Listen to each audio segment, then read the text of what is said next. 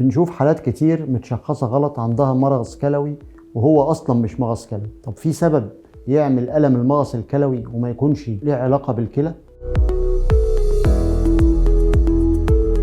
طبعا في. يعني دايما ألم أسفل الظهر ممكن يكون ليها سبب عضلات، ما هواش مغص كلوي. طب نفرق ازاي؟ بالفحص الطبي، بالسونار، بتحاليل البول، بتحليل حمض البوليك. كل الكلام ده عشان نشخص المغص الكلوي.